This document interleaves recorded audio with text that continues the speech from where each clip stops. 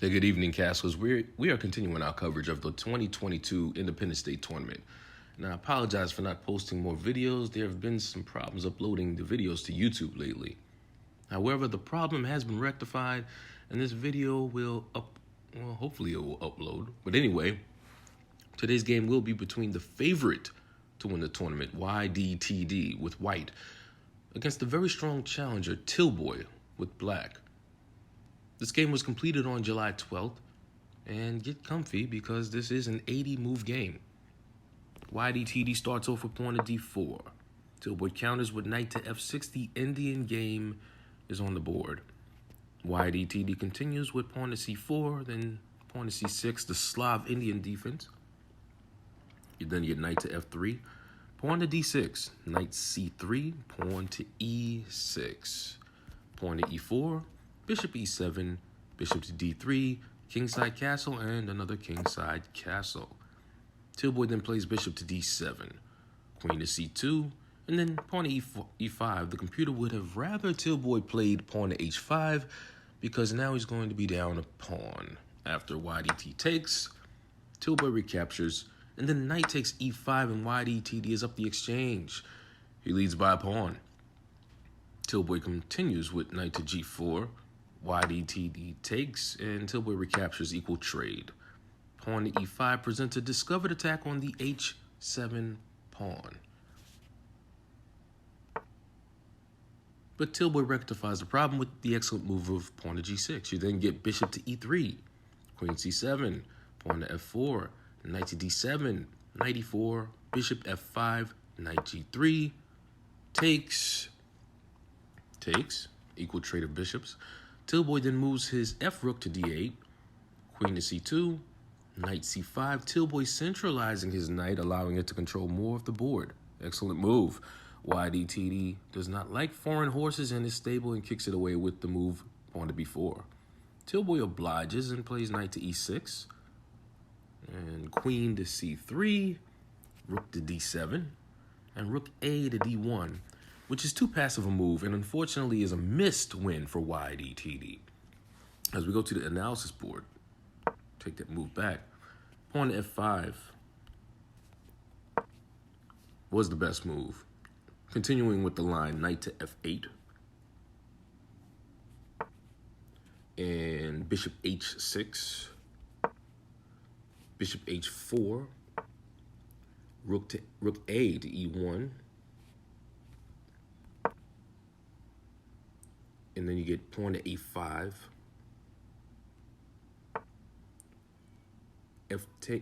pawn to e6, threatening that rook.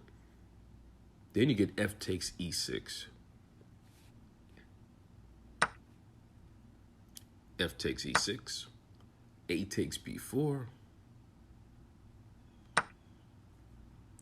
and as you can see, the eval bar is way up to plus 13. This is winning for Ydtd, but he missed it. So instead of rook a d1, instead rook a d1 was played, and Tillboy followed that up with rook a d8, doubling up his rooks on the d file. Takes, equal trade of rooks, and Tillboy now totally owns that d file with the queen and rook stacked. Pawn to f5 from Ydtd puts pressure on the e6 knight. Tillboy ignored the threat and plays queen to d3, looking to swap queens. They swap. Takes, but then Ydtd snatches the free pawn on a7 and goes up by 2 material points. Knight d4 is then played by Tillboy. F takes g6, h takes g6. Ydtd quickly plays rook to b1 to guard the b4 pawn that was under attack from the bishop on e7. Pawn to b5, c takes b5, knight takes b5, equal trade of pawns, but now Tillboy's knight is attacking Ydtd's bishop. So he moves it to b8. Rook to a3, Tillboy putting pressure on the a2 pawn. Rook b2, Ydtd defends it. Rook a4 puts pressure on the b4 pawn. You then get knight to e4, rook takes b4, rook takes b4, bishop takes b4. Tillboy wins a pawn and cuts the deficit to only 1 material point now. Good job. Ydtd then plays pawn to a4, kicking the knight to d4. Bishop c7, knight b3, king f2, Ydtd getting his king in on the action now as we are in the endgame.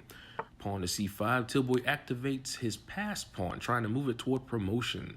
Bishop to d6, king g7, pawn to g4. Knight d4 is a mistake by Tillboy because he's going to lose material. Bishop a5 was the better move because you moved the bishop to a better location, allowing it to control more squares, but Ydtd took advantage of the gaff with the play of bishop takes c5, and knight takes c5. Ydtd goes up a pawn in the exchange, and the lead is back up to 2 material points. Knight c6 is then played by Tillboy, putting pressure on the e5 pawn.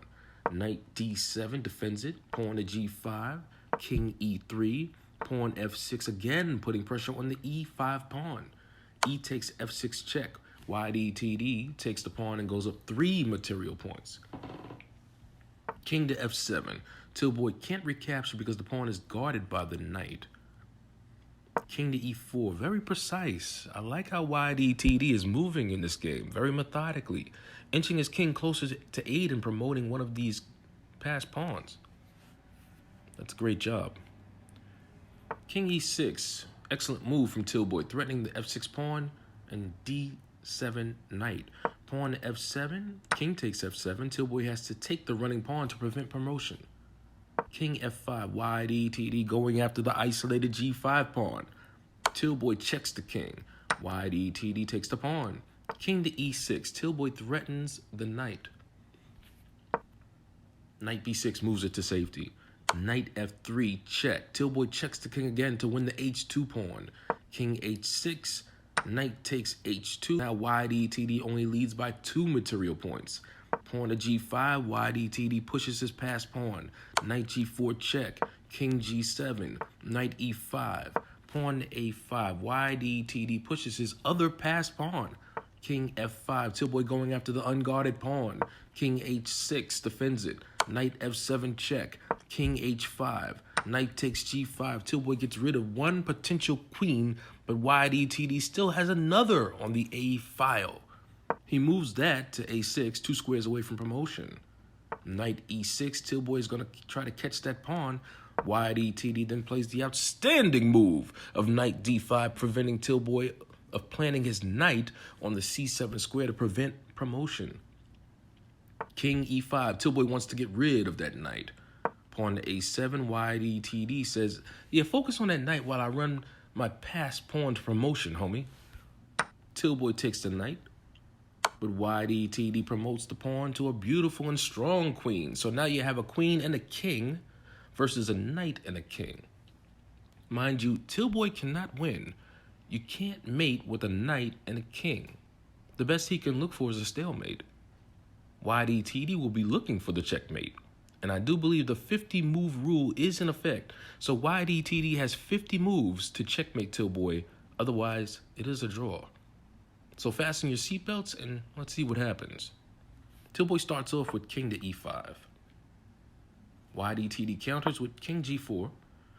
You then get king f6, queen a6, king to e5, king f3, knight to d4 check, king e3, knight f5 check, king d3, knight to d6, queen a5 check, king e6, king d4, knight to f5 check, king e4, knight d6 check, king f4, king d7, queen to d5, king c7, king e5, knight b7, queen b5, king b8, king d5, king c7, queen c check, king to b8, queen b6, king c8, king e6, knight d8 check, king e7, knight b7, king e8, king to b8, king d7 presents mate in 2 moves for Ydtd, king a8, queen b5 from Ydtd, king c7 was the best move, king b8, king c6, king c8, queen takes b7 check, king d8 is forced, and finally, queen d7 checkmate on the 80th move of the game. Game over. Ydtd seals it. So it took 23 moves after promotion for Ydtd to checkmate Tillboy and secure the victory. A well-played game by both players. It is July 4th, and as we look at the leaderboard, let me transfer over to the leaderboard here.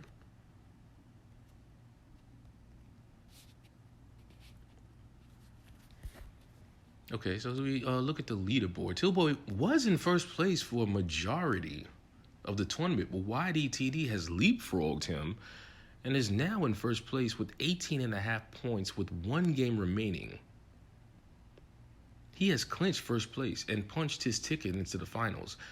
Tillboy's in second place with a total of 15.5 points, which means he, along with the rest of the Group 1, have been mathematically eliminated from advancing to the finals because there is no possible way of them catching Ydtd in point total. As we look at Infinite KBO7,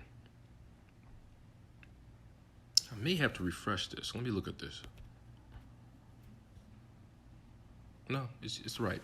As we look at Infinite KBO7, who's in fourth place, he has 12 points with 5 games remaining. So the most he can accumulate is 17 points, and that's still not enough to catch the 18.5 points by the leader Ydtd. So that's why nobody else can catch him. So that's why Ydtd has clinched first place, and you will be seeing him in the finals of the Independence Day Tournament 2022.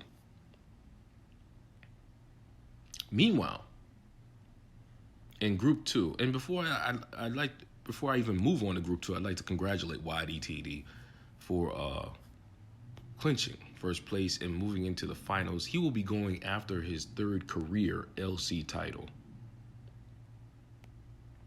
Conversely, in Group 2, the legend of Juanita Man continues to grow as she is leading the group of men and finishing up strong. Her only losses are two timeout losses to G Strong. The rest of her games up until this point, she has won. No one has ever checkmated her or made her even resign in this tournament so far. Can Juanita Man become the first female to win an LC unisex title? She came very close back in 2020 when she lost in the finals of the Happy Holidays tournament to the Frenchman Ydtd. Let me transfer to there. As you can see, the virtual trophies given, and Juanita Man came in second place. Ydtd, the Frenchman, he won first place. But this is back in 2020. I believe it was January of 2020. And even back then, her only losses were two timeout losses. Let me just check this out. Let me go to pairings.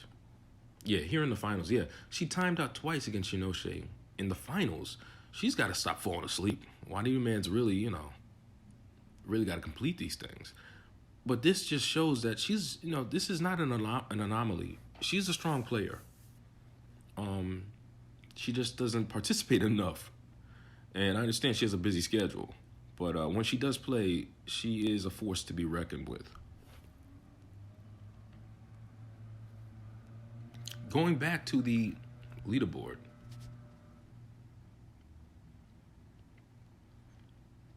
In Group 2,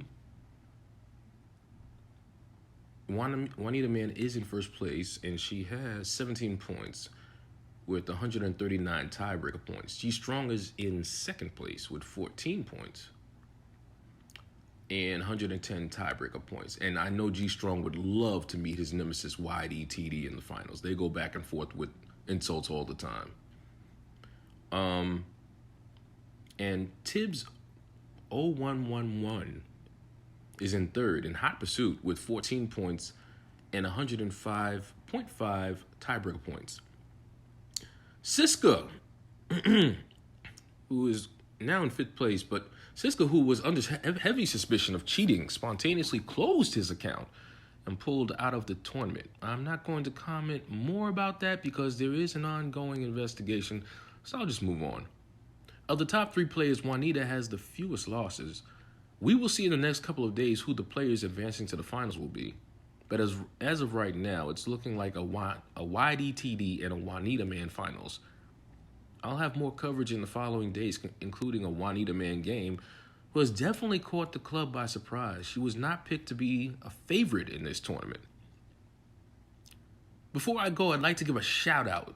I'd be remiss if I didn't give a shout out to Princess Gold 1 for coming out to the first Let's Castle chess meetup last Monday. We played a nice game and battled to a draw. Thanks again for the game, bro. Castlers, our next meetup will be Saturday, July 30th at 5:45. Venue to be determined. Come out, relax, and play some casual chess. All skill levels welcome. So that's going to do it for this evening's video. I'm Ydtd7 saying stay tuned, and I'll see you soon.